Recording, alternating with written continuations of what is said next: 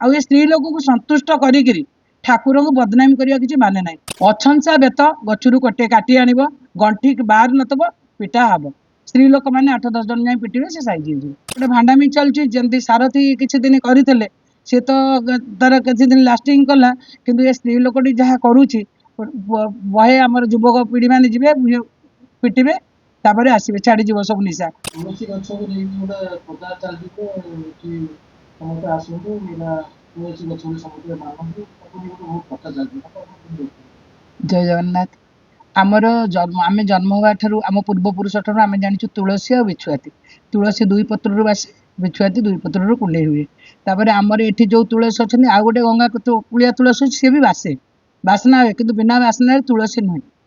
ଯୋଉଠି ବାସ୍ନା ନାହିଁ, ତୁଳସୀର କିଛି କାମ ନାହିଁ। ତେଣୁ ସେ ଯୋଉ ଜାଗାରେ ସବୁ ମୁଁ ବି ଦେଖୁଛି, ଆମର ଆପଣଙ୍କର ଚ୍ୟାନେଲରେ ଦେଖୁଛି, ସୋସିଆଲ ମିଡ଼ିଆରେ ଦେଖୁଛି ଯେ ଲୋକମାନେ ଯାଉଛନ୍ତି, ଲୋକମାନଙ୍କର ଗୋଟେ ଜିନିଷ ଅଛି, ମାନେ ବିଶ୍ୱାସ କରନ୍ତି, ପଥର ବି ପୂଜନ୍ତି, ଗଛ ବି ପୂଜନ୍ତି, ଠିକ ନାହିଁ।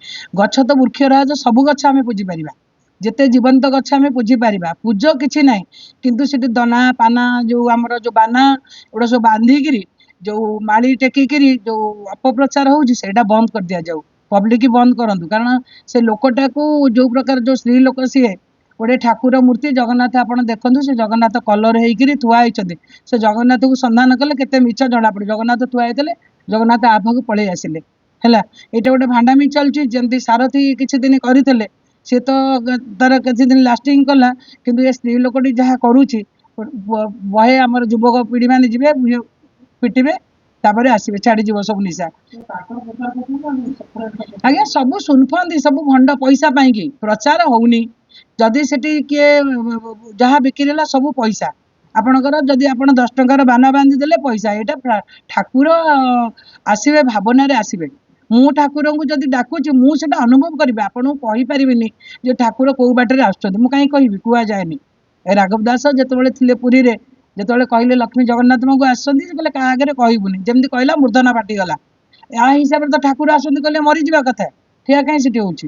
ତେଣୁ ସେଠି ଗଛରେ ପାଣି ଦିଅନ୍ତୁ, ଫୁଲ ନେଇ ପକାନ୍ତୁ ନିଜ ଇଚ୍ଛାରେ। ସେଠି ନନା ମାନେ ସେଠି କୋଉଠି ସମୟ ବର୍ବାଦ କରିକିରି, ସେଠି ପୂଜା ପାଠ କରିକିରି, ହୋମ ଯଜ୍ଞ କରିକିରି, ତାପରେ ଆମର ଆପଣଙ୍କର ମିଡିଆ ଚ୍ୟାନେଲରେ ଜଣେ 2 ଜଣ ୟୁଟ୍ୟୁବ ବାଲା ସେଠି ଯାଇକି ପ୍ରଚାର କରୁଛନ୍ତି, ତାଙ୍କୁ ଟିକେ ବି ଲଜ୍ଜା ରହିବା ଦରକାର। ଯୋଉମାନେ ସେଠି ଦିନ ରାତି ପଢିକି ରହୁଛନ୍ତି, ସେ ସ୍ତ୍ରୀ ଲୋକ ଦେଖ, ପାଲ ଟଙ୍ଗା ହେଇଛି, ଜରି ଟଙ୍ଗା ହେଇଛି, ପବନ ବେଗ ଗୋଟେ ଆସିଲେ ସେଇ ଗଛ ସେଇ ଲୋକ ଉପରେ ପଡିଯିବ।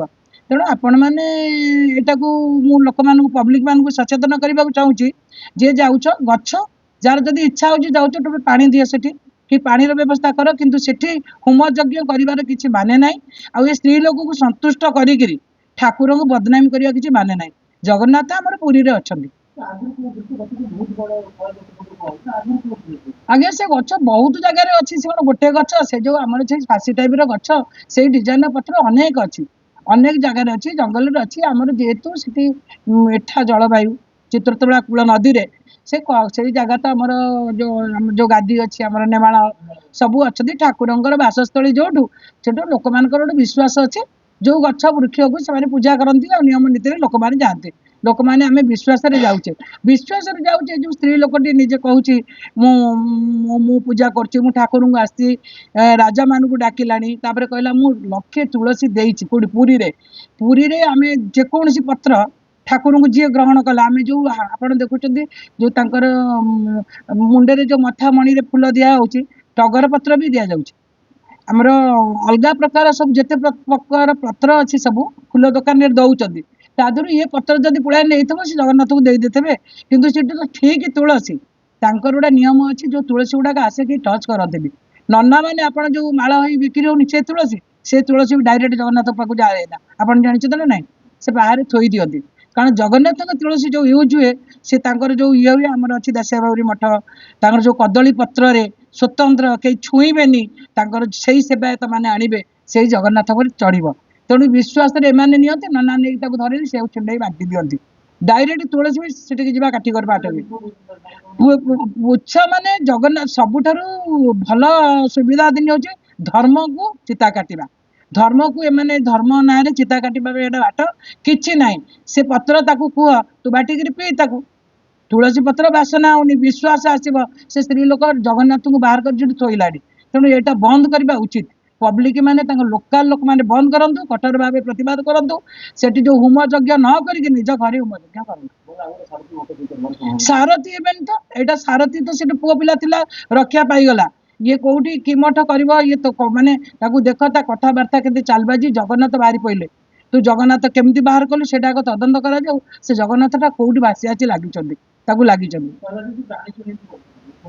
अछंसा बेत गछुरु कटे काटी आनिब गंठी बाहर नतब पिटा हब स्त्री लोक मैंने 8-10 जन जाए पिटे से साइज